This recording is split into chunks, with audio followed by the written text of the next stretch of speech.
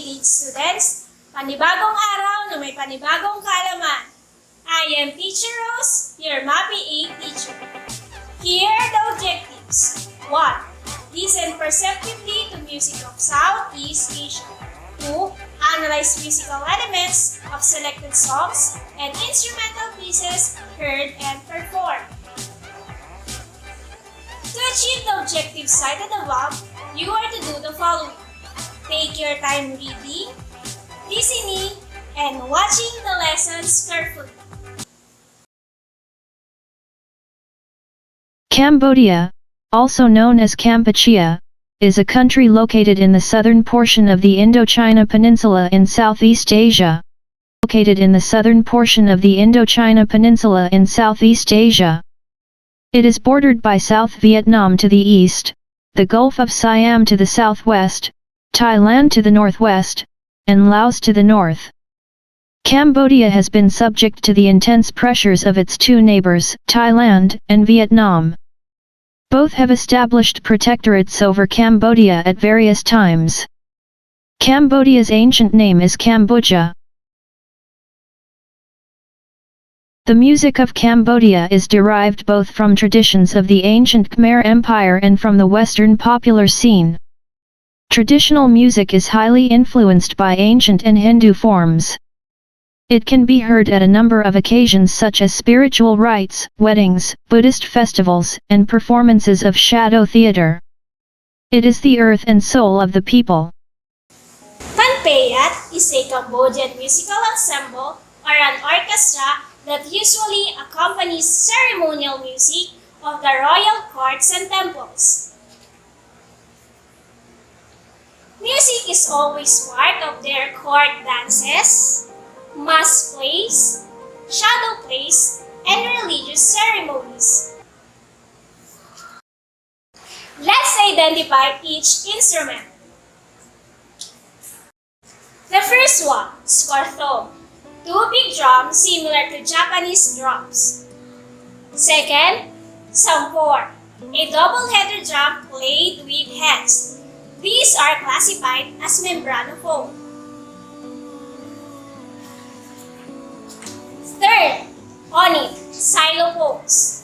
Isang instrumentong karaniwang pinupukpok ng martilyong kahoy upang makalikha ng tunog. Fourth one, gonggo, or gong circles. Tandaan, ang gong ay isang tila bilog at malaking tambol na metal. These instruments are classified as idiophones.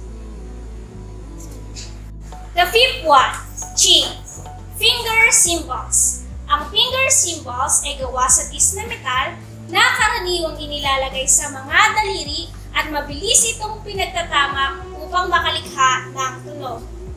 These instruments are classified as idiophone. Balikan natin ang mga instrumento ng Kanpeyat Ensemble sa Cambodia. Ano-ano nga ba ang mga instrumentong ito? Una, skorthom. Pangalawa, sampor. Pangatlo, onit. Pang-apat, konggong. At ang panghuli, chi. Magaling! Tara, panoorin natin kung paano ito tinutugtog.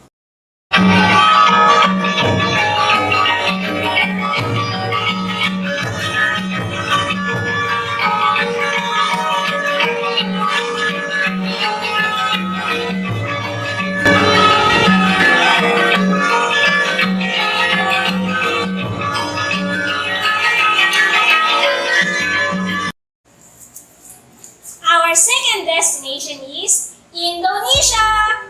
Indonesia is an archipelago in Southeast Asia, comprising approximately 17,500 islands. With over 238 million people, Indonesia is the world's fourth most populous country and is the biggest nation of the world. Through interaction with other cultures such as Indian, Arabic, Chinese, and European. There are two basic kinds of Indonesian music scale. Slendro, 5 equidistant tones in octave, while Pelog, 7-tone scale with semitones. Both vocal and instrumental music in Indonesia use Slendro and Pelog scales.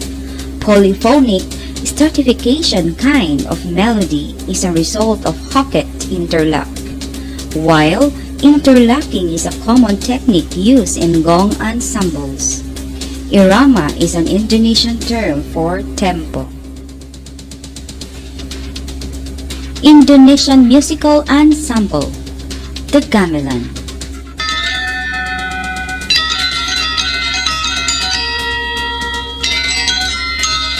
The gamelan or gamelan orchestra is the most popular form of music in Indonesia. There are many types of gamelan, but the famous Javanese and Balinese gamelan are the most famous. It contains a variety of instruments such as metallophones, xylophones, kendang and gongs, bamboo flutes, bowed and pluck strings. Javanese gamelan is more traditional and suited to palaces and royal courts and temples. It is gentler and lower-pitched style of gamelan that accommodates vocalist and rhythmic patterns, and the style of playing gives solemn character. While Balinese gamelan music is very similar to Javanese gamelan music, the music is in cycle too. However, it is usually faster. One of the characteristics of Balinese gamelan music is that it has a lot of sudden changes in tempo and dynamics. Like the Javanese gamelan, the instrument in Balinese gamelan includes metallophones and gongs. However, there are more metallophones than gongs in Balinese gamelan. The metal keys in Balinese metallophones are thicker than those of Javanese. These Balinese metallophones produce very bright sound. Another characteristic of Balinese gamelan music is the use of cymbals. These cymbals create fast rattling sound that usually cannot be found in Javanese gamelan music. Vocal music of Indonesia is used as ornamentation of the gamelan. It is as important as gamelan. Pesendin is a female soloist singer who sings with a gamelan, while Jarong refers to the unison male chorus that sings with the gamelan. Here are the musical instruments of Indonesia: bonang, gambang, kempul, gong ageng, kendang, and suling. Kendang is a two-headed drum that is one of the primary instruments used in the gamelan ensembles, classified as membranophone. Gong ageng is an Indonesian musical instrument used in the Javanese gamelan. It is the largest of the bronze gongs in the Javanese and Balinese gamelan orchestra, and the only large gong that is called gong in the Javanese. Gong ageng is the most important instrument in gamelan. Kempul is a type of hanging gong used in Indonesian gamelan. The kempul is a set of pitched, hanging, knobbed gongs often made of bronze, wood, and cords. It is a metallophone. The suling is an end-blown flute.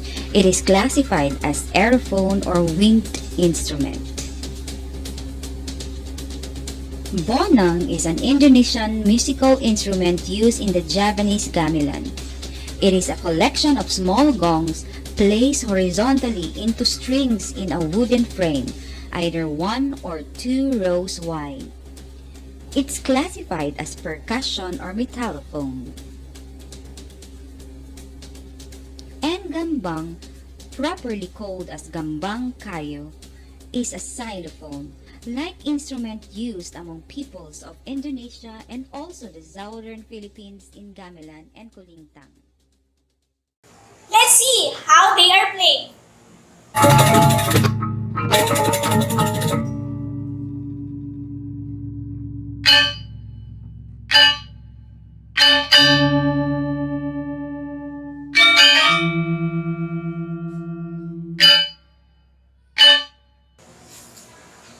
May natutunan ba? Ngayon, dumako tayo sa pangatlong bansa sa Southeast Asia. Walang iba kundi ang Myanmar! Myanmar was known as Burma until 1989. Their traditional folk ensemble is the Saing Waing. Saing Waing is made up mainly of different gongs and drums as well as the other instruments depending on the nature of the performance. Let's watch this.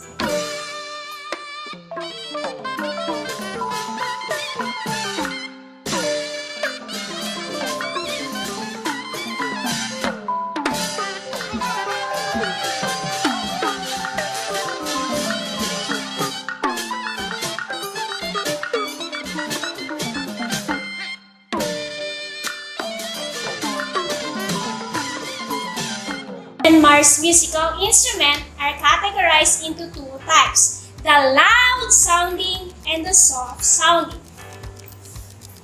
The loud-sounding instruments are performed in open-air ensembles at ceremonies and festivals. Most of the Saing Waing instruments belong to the loud-sounding. For more formal and classical performances that are performed indoors, the ensemble may be accompanied by the saunga, 13-string angular harp with soft sound, the national instrument of Myanmar. Ano nga ba uli ang pambansang instrumento ng Myanmar? Tama! Ito ang halimbawa ng saunggao.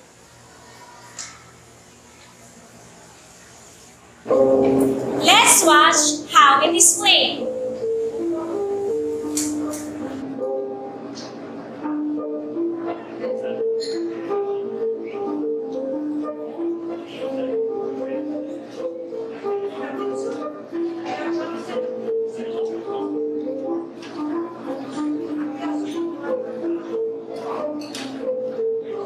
Our last country to visit is Malaysia. Malaysia is a constitutional monarchy in Southeast Asia. Here are the musical ensemble and types of performances in Malaysia. The first one, Agong and Kulinta. This is a gong-based musical ensemble commonly used in funerals and weddings in East Malaysia. This type of ensemble is similar to the Kulinta of the Philippines, Brunei, and Indonesia. Second one, Kertok. This is a musical ensemble from the Malay Peninsula that consists of xylophones played swiftly and rhythmically in traditional Malay function. The third, Pikir Darat. This is a type of musical form that is important to the Malaysia's national culture. It is performed by singing in groups and often in competitive manner, usually with percussion instrumental accompaniment or sometimes without instrument at all. The last one, Silat Melayu. This is a form of martial art that is similar to Tai Chi. It is originated in the Malay Peninsula since the Christian era and is a mixture of martial arts, dance, and music, usually accompanied by gongs, drums, and Indian oboes.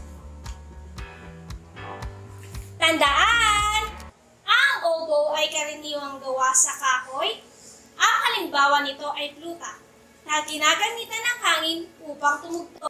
Our pen and paper to answer these exercises. Direction.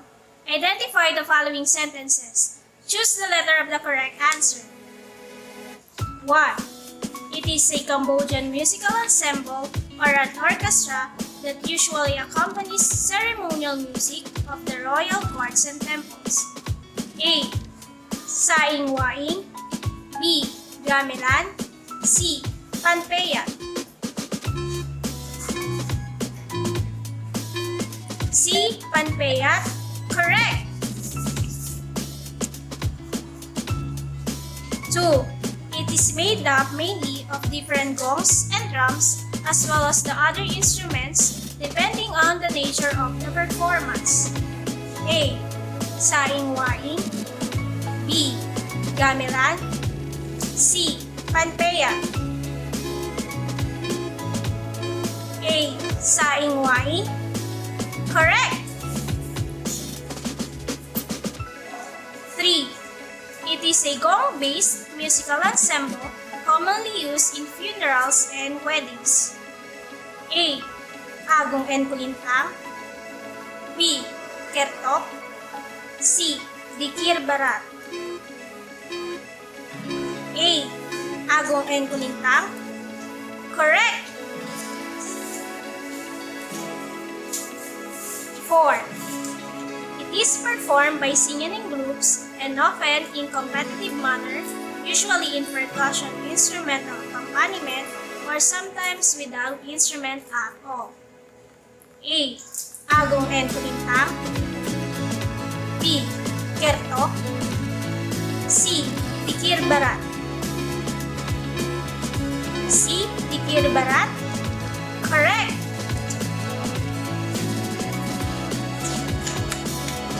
5. The most popular form of music in Indonesia. A. Panpeyat. B. Saing-waing. C. Gamelan. C. Gamelan. Correct. Ngayon naman, narito ang mga dapat tandaan. Cambodia. Panpeyat. Indonesia. Gamelan. Myanmar. Saing-waing. Malaysia. Agong and Kulintang. Kertok. Dikir Barat. At Silat Malayo. Thank you for watching, grade A students. See you in our next video lesson. Bye!